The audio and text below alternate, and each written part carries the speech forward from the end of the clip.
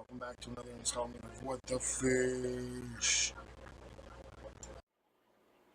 This is my most successful discus so far. He's probably, top to bottom, I would say 4 or 5 inches maybe.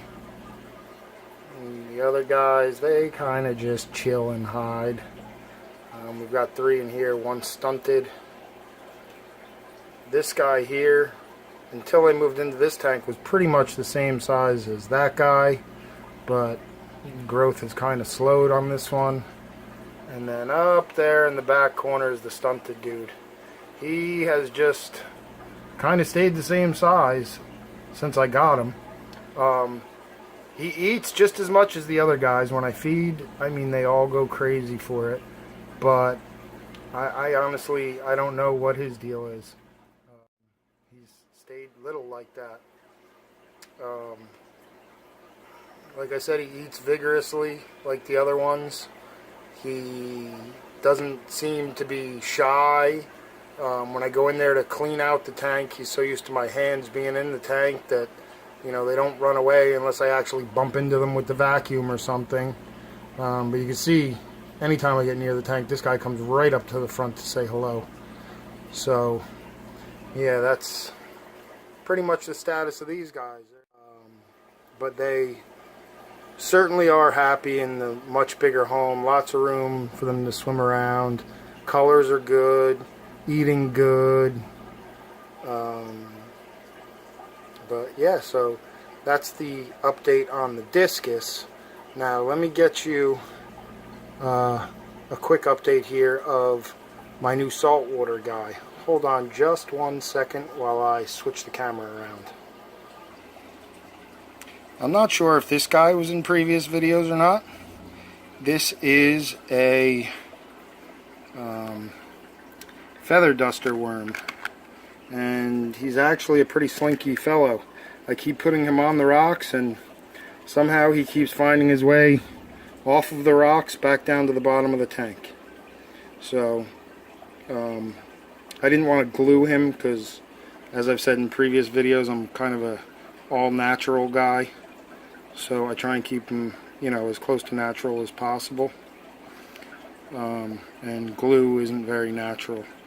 So, yeah, that's why he moves around like he does.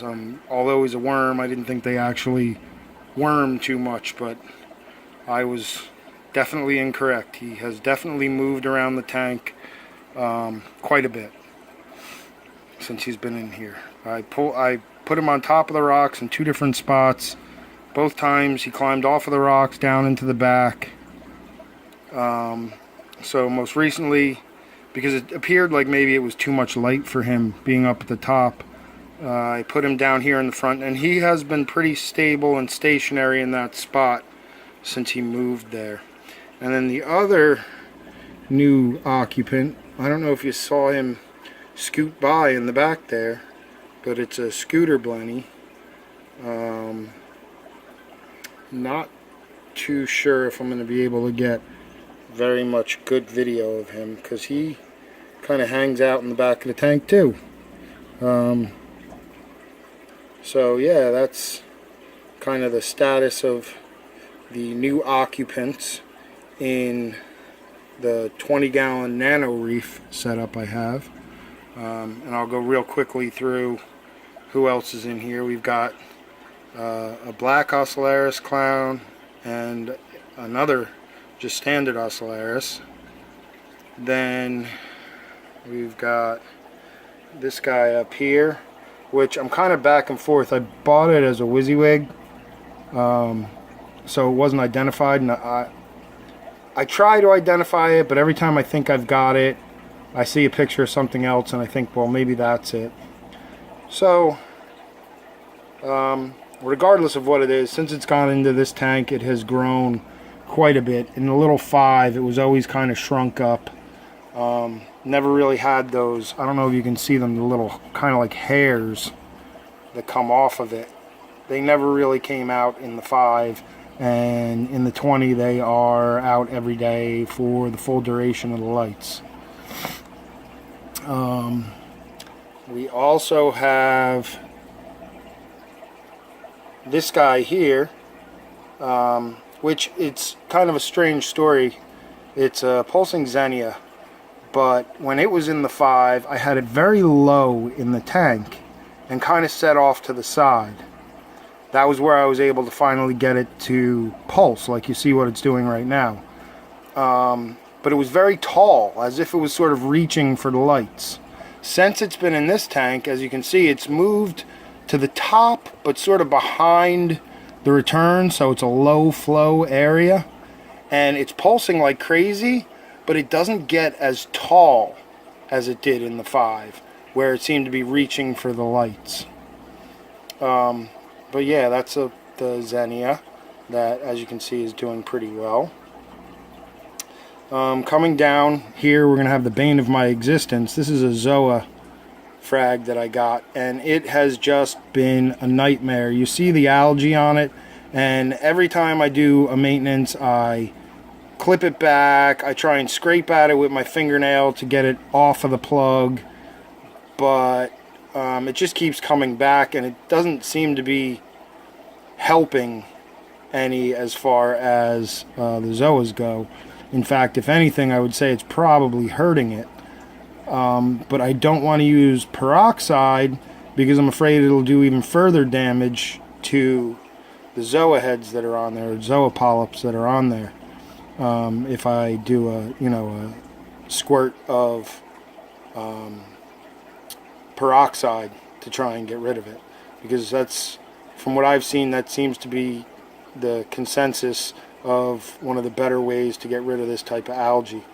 But for the time being, it may just turn into a plug of algae, and once all the Zoas die off, if that's what happens, I will just remove the whole plug, because I'm very good about scrubbing the rocks around it with toothbrushes if the algae starts to spread off. But you can see the coralline algae is starting to build up on those rocks there, so I haven't really seen any big hair algae problems in this tank. In the other tank, the rock I had this leaning up against kept getting like this one patch, and I'd do a water change, scrub the rock with a toothbrush, and it would just start to come back by the next water change. I'd scrub it again. It was kind of like an ongoing battle. But yeah, so that's the story with the Zoa. Then this guy over here, the frog spawn, is smaller since he's been in this tank. He's getting a lot more light, a lot better light than he was in the other tank. So he isn't as big, but he's a lot more full than he was before. Before, in the other tank, it almost looked like he was bloating underneath. Like this big sack would sort of expand on the one side of him and just kind of droop down underneath. Since he's been in this tank, that hasn't taken place. It still eats fantastic. I feed it mysis shrimp maybe 2 or so, 3 times a week, and it eats fantastic. And then the last occupant we have in here is this brain coral right here, and he is all over the map too lately. It opens up real nice, and then weird, like one section kind of like shrinks down, and then the other half will shrink down, and then later in the day it puffs back up again, like you see it right now, all puffed up. So for my first real successful jaunt, I guess you would call it, into coral keeping, they're all alive. I think moving them around and switching where they are in the lights has kind of had a little bit of an adverse effect on some of them, whereas other ones seem to be doing really well. And like I said, getting that scooter blenny on camera is a lot more difficult than it appears. If I happen to see him pop out, I will grab some more video before I post this. But any questions or comments, drop them below. If you like what you saw, go ahead and hit that like button. The feedback gives me some direction as far as what you guys want to see next or what you're interested in. I was thinking about doing a little bit of a species spotlight on each of the different varieties of coral I have in here. There's 5 in here now. Well, I don't consider the feather duster worm a coral, so long as you don't count that as a coral, which like I said I don't, there's 5. There's the zoa, the xenia, the as yet undetermined, and the frog spawn. Alright guys. Oh, there he is. He popped out for a second. That's the scooter blenny back there on the glass. See him coming up? He's a really cool little dude. I just got him on copepods because he looked like he was losing weight since I got him. So, because this tank is relatively new, I wanted to give the bed a nice jump start, and I'm dumping a bunch of copepods in there so he's got plenty to graze on all day.